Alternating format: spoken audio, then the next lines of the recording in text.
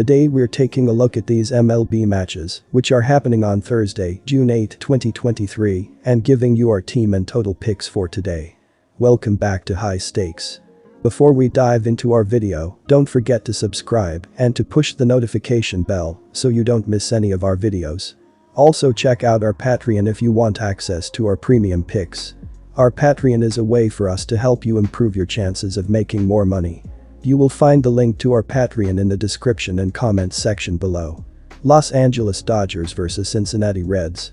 The Dodgers didn't play well over the past week, and they've lost 4 of their last 5 games, which has dropped them into second place in the NL West standings, 1 game behind Arizona. They will try to turn things around with a win over the Reds, which will give them their second win in their last 6 games. Los Angeles is averaging 5.56 runs per game. Their .242 batting average is 19th in the league. Their .330 on-base percentage is 7th, while their .459 slugging percentage is 4th. Freddie Freeman leads the Dodgers with a .329 batting average, while Max Muncy leads the team with 18 home runs and 43 RBI. Los Angeles' pitching has been good, with the team giving up 4.67 runs per game. Opponents have a .244 batting average against the Dodgers, which is 13th in the league. Their 4.52 ERA is 22nd, while their 1.26 whip is 10th. In his last start, Kershaw gave up 4 hits and 2 runs in 7 innings, leading to an 8-4 win over the Yankees. They will need another solid stat from him if they want to get the win. The Reds have lost 4 of their last 6 games and 4 of their last 6 home games. They have struggled offensively during their slump and scored only 12 runs in their last 3 home games. Even though Kershaw has struggled on the mound in recent starts, giving up 12 runs in his last 4 starts, expect the Reds to struggle offensively in this game because they haven't had a lot of success against Kershaw, who is 6-1 in his last 8 starts against them.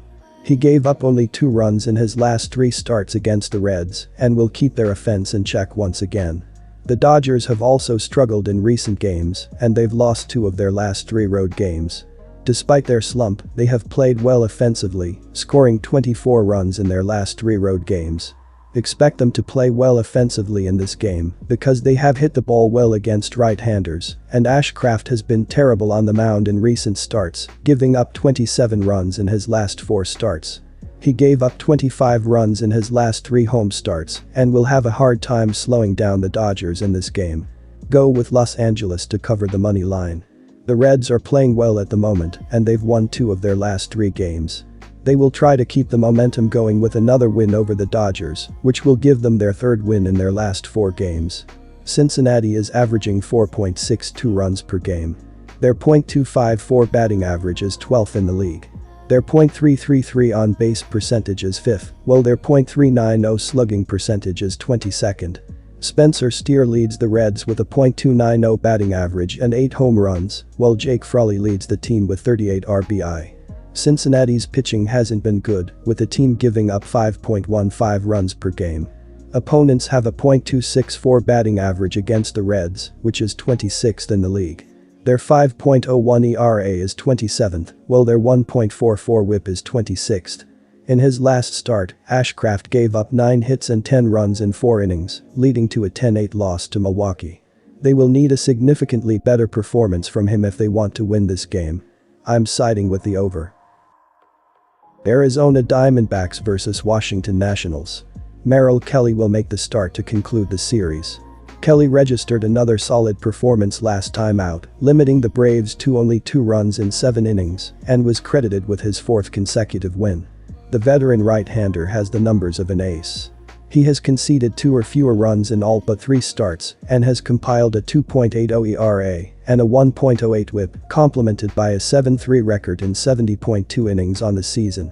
Kelly held the Nats to 1 run in 4 innings in May and has accrued a 3.79 ERA and a 3.0 record in 3 career meetings. Arizona is looking to keep up with the Dodgers atop the division. They have dropped 2 of their last 3 series after a series loss to the Red Sox, a sweep against Colorado, and 2 defeats in 3 meetings against the Braves prior to this series. They are 7-3 in their last 10 decisions. The Arizona Diamondbacks are having a promising season but have cooled down, going 2-2 in their last 4 games, allowing 20 runs in that span. The Nationals have a good chance in this particular matchup with their best starter in Josiah Gray on the mound. Gray registered a stifling 2.89 ERA in May, and the Nationals have won in 4 of his last 5 starts.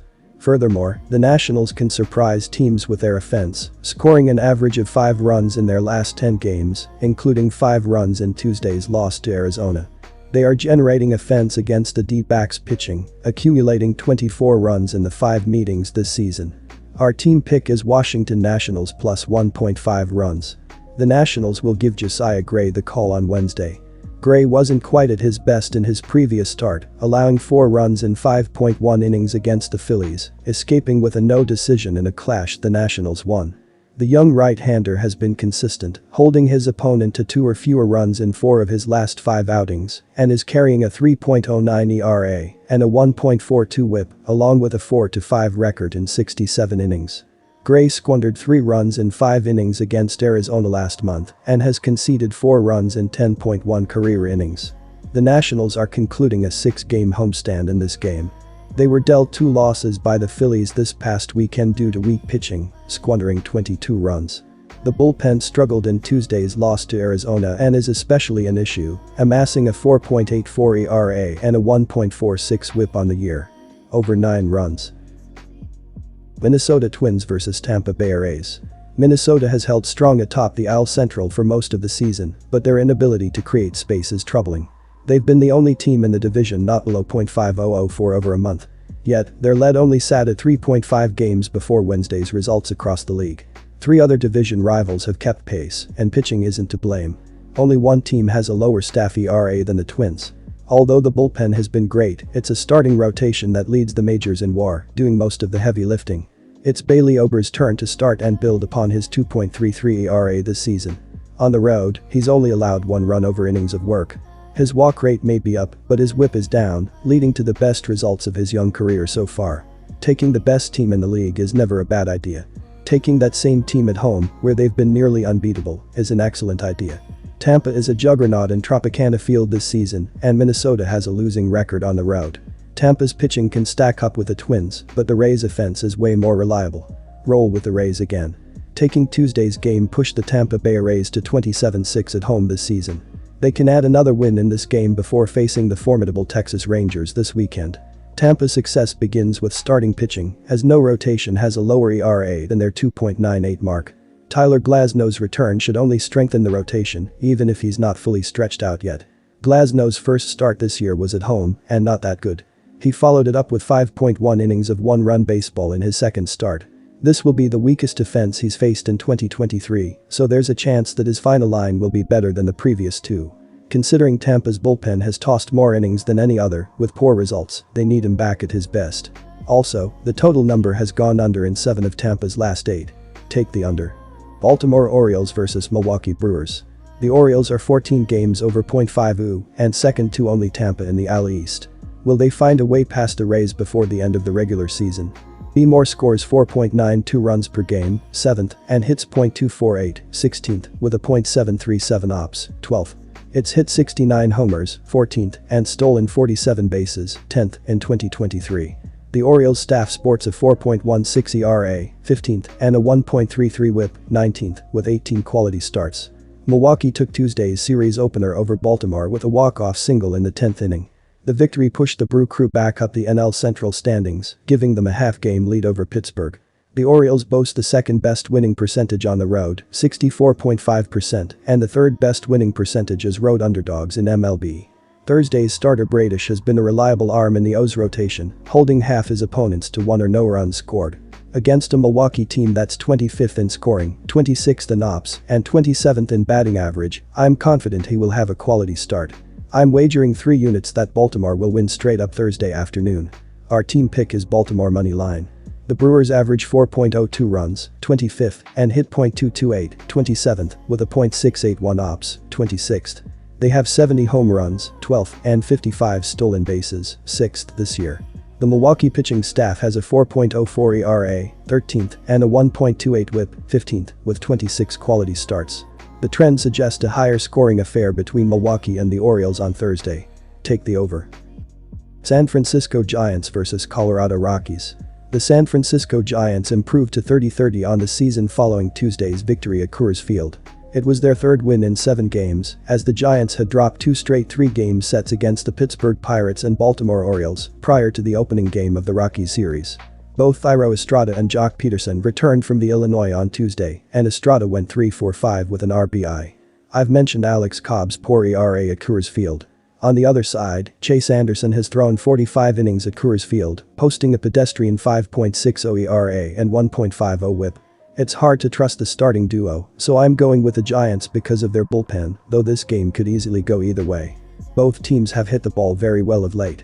The Giants have accounted for a 122 WRC+ against the right-handed pitchers in the last couple of weeks, and the Rockies have recorded a 101 WRC+ against the righties in that span. Take the San Francisco Giants minus 1.5 runs. The Colorado Rockies fell to 26-36 on the season following that 10-4 defeat to the Giants. It was their second straight loss and the 6th in 8 games. Over their previous 7 outings, the Rocks have taken 2 out of 3 from the Kansas City Royals on the road, while getting swept by Arizona Diamondbacks in a 4-game series at Chase Field in Phoenix. Between these teams there have been 64 games that have gone under this season. Take the under 11 runs. Chicago White Sox vs New York Yankees. Chicago swept the Tigers at home over the weekend and entered Tuesday winners of 4 of their previous 5 games. The White Sox entered Tuesday 4th in the AL Central with a 26-35 record and stood 5.5 games behind the Twins for the top spot in the division. On Sunday afternoon, Chicago got 2 hits each from Tim Anderson, run Luis Robert Jr., 2 runs, and Eloy Jimenez, RBI, to lead a 9-hit attack. Jake Berger, his 12th, hit a walk-off grand slam for the White Sox in the game. Michael Kopech didn't factor in the decision as he threw 7 innings, allowing 2 runs on 3 hits with 1 walk and 9 strikeouts. Liam Hendriks, 1-0, earned the win as he worked a 1-2-3 ninth, striking out 2 in relief. The pitching matchup leaves plenty to be desired in this contest, as Lynn has struggled most of the year, while the Yankees aren't even sure who will take the mound here. Nestor Cortes is headed to the Illinois, leaving the Yankees scrambling to fill a spot in the rotation. Whether it's Brito or Vasquez, neither guy is expected to provide much in the way of depth or keep the opposition off the board.